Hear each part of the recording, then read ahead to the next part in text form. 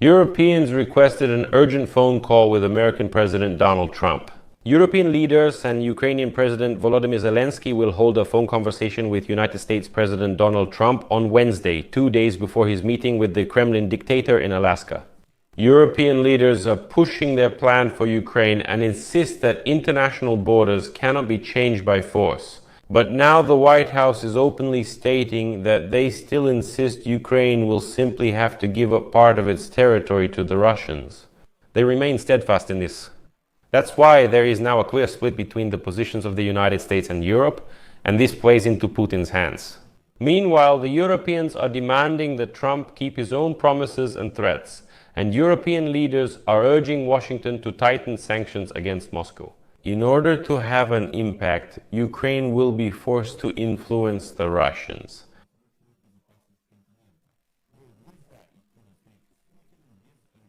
But Trump is just blind and deaf here and doesn't want to listen to anything at all. He says that only he can put an end to this war. And as he said today, Putin won't dare contradict me when I tell him face to face, end this war. My name is Alexei Pechi. Today is August 11th. Let's go through everything step by step.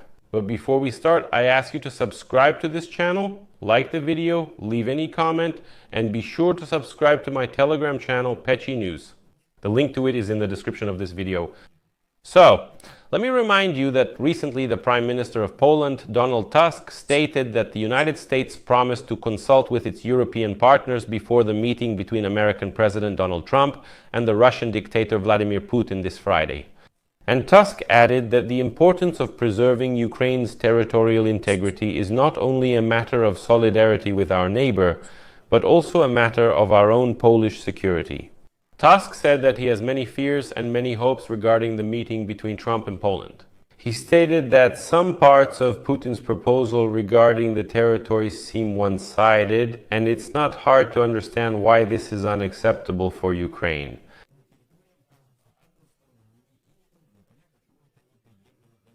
He says European leaders remain united in their approaches. Now I'll quote Tusk directly.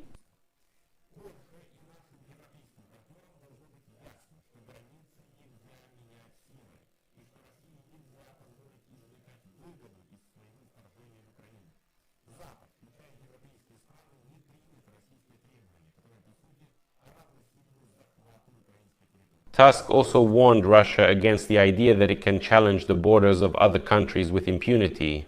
He cited Poland's history to stress the principle of nothing about Ukraine without Ukraine.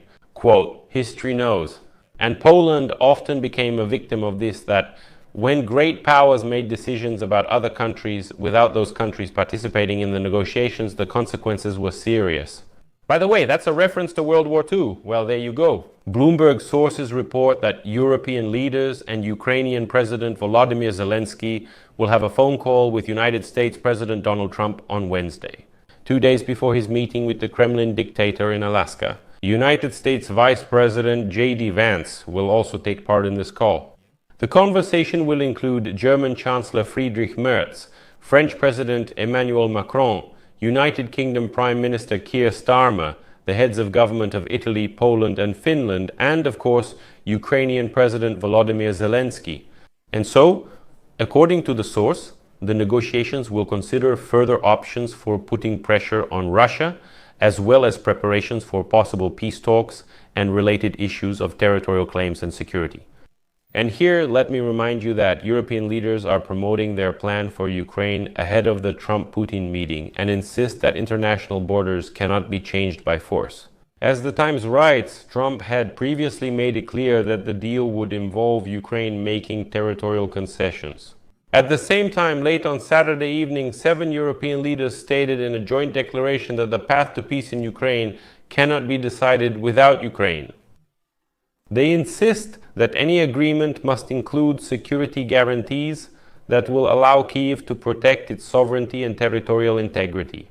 And then they will quote from the joint statement of the European leaders.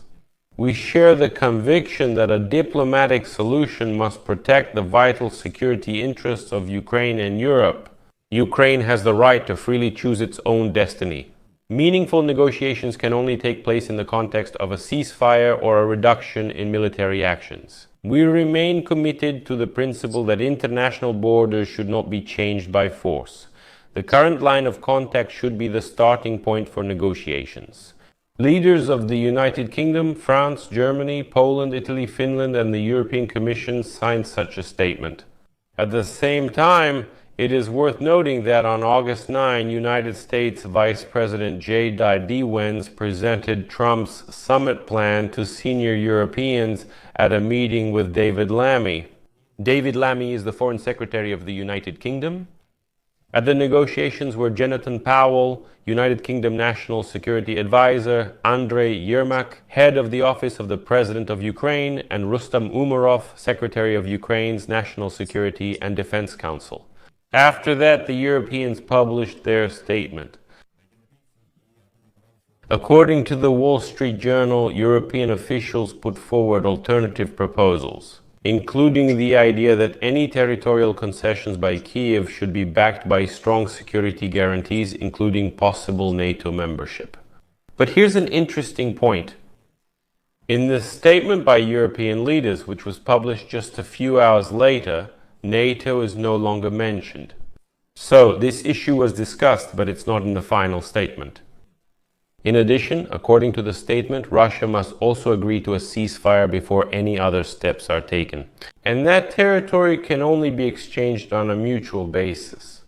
That is, if Ukraine withdraws from some regions, Ukrainian troops, Russia must withdraw from others. At the same time, European leaders are urging Washington to tighten sanctions against Moscow in order to influence the outcome of Trump's meeting.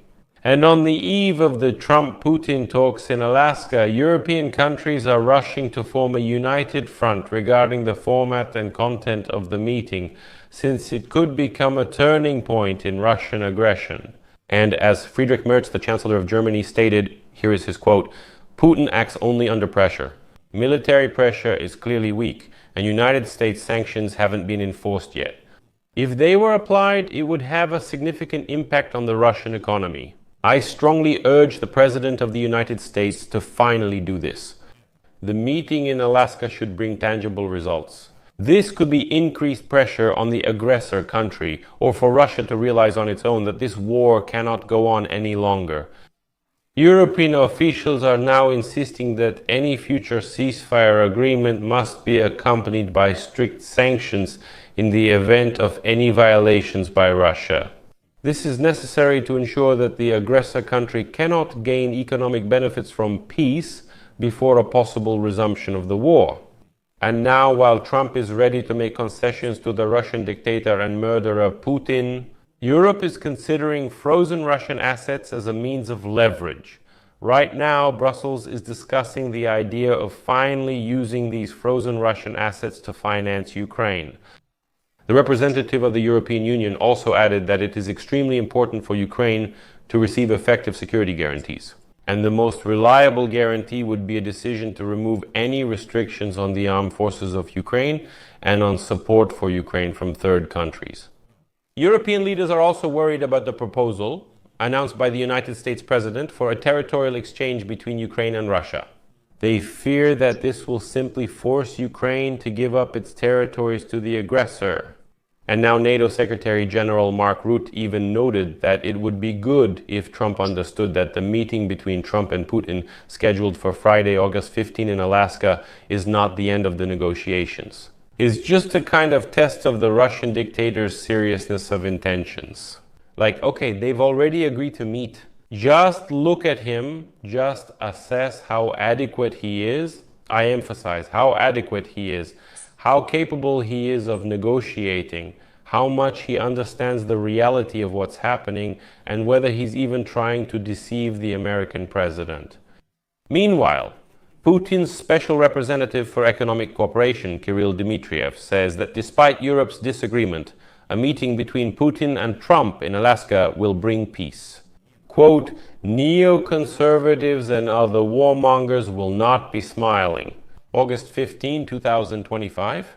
The dialogue between Putin and Trump will bring hope, peace, and global security. Well, and then this.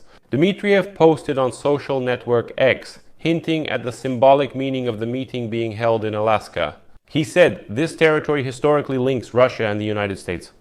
In particular, Dmitriev published a map from 1860 on which Alaska is called Russian America. He also showed a United States Treasury order from 1867 for $7.2 million for the purchase of Alaska, and a receipt signed by the Russian envoy Eduard D. Stekel. Interesting Russian name, isn't it? Dmitriev didn't stop there. To finally convince people of Alaska's historical connection to Russia, he published photos of Russian churches in the state of Alaska. In general, Russians are sure that they will come out as winners after these negotiations, that Trump will outsmart Russia, Raz will do it again, and that Europeans will definitely be humiliated after all this. But in this case, it's especially important for Europeans to at least try once more to convey a reasonable position to the American president. I'll leave it at that. Share your opinions and conclusions in the comments below this episode. Subscribe to the channel, hit the bell, and don't forget to like. That's all for now. Take care. Goodbye, everyone.